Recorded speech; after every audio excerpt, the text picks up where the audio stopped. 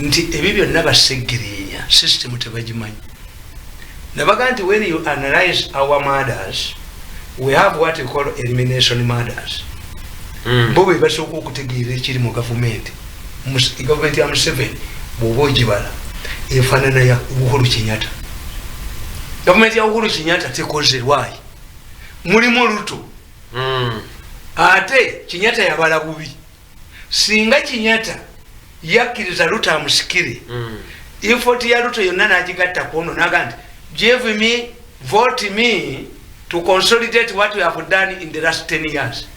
but Uhuru fought Ruto Uhuru yalina mu kitambo kakati ekiriwo jagano givamu bagirwaniramu because the Kenyan system you come on the same ballot you can only be divorced by a general election and nobody is willing to go to the general election to vote out to the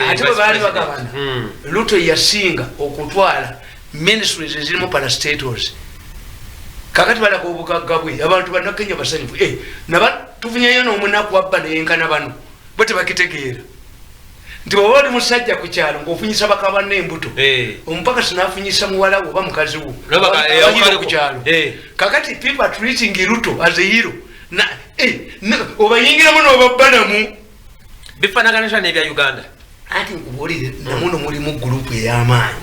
intelligence gyetasobola when you analyze this government nze njitunuulira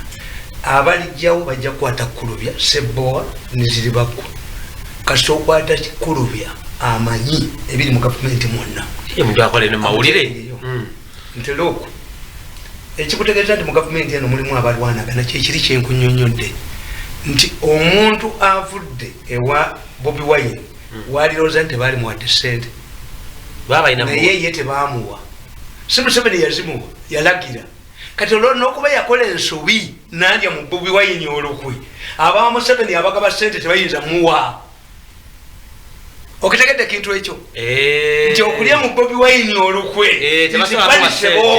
by Museveni's people ate kijja kitya ati kyekubuulira the uniqueness of this government toyina ogitegeera simanyi oba omulabye akitegedde simanyi oba akitegedde ekyo nnyonnyonyola nti ono eyadduka ewambabazi muzibe aleekanye era talina n'abaana be tebasoma Lutu aleekanye n'atambulira ku bodaboda manyi musobola okutambulira ku bodaboda olabye bamuwa kubanga yakola ensobi okuvaawa ewambabazi Mbabazi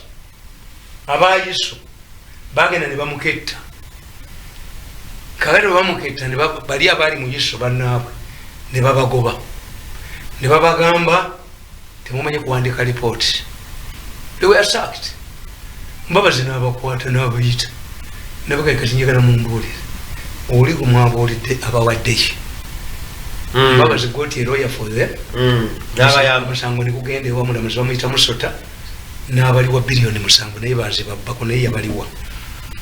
tifunza agenda kuba abantu ebuliisa Museveni n'alagira babasasule ne beekutiramu ebibinja ebyo abambabazi n'aba Museveni abambabazi baawabwa mu kkooti ne babasasula aba Museveni tebabasasula ne bagamba this must be applied to the others era ffe twabire mu gavumenti nga bagamba ogamba muzeeyo ono oba muzeeyo omukadde so this government mulimu ekintu kyotategeera nti when you arrest Bobi Wine in Arua and you display the guns as exhibits the following day they immediately like ice ani azipyewo emmundu zabulawo ani azipye mulaka gye basigaza ani azipye twembalasi you omupoliisi tanimujuliza obweta nebuguze zabulirawa ani yazibbawo zaake ne mumukwata ne mumutwala mu kkomera ne mujawo nga mulamu bamubbayo mu kkomera ati kyenga bamusula bakamusuula erubaka bwe banamujjanjabira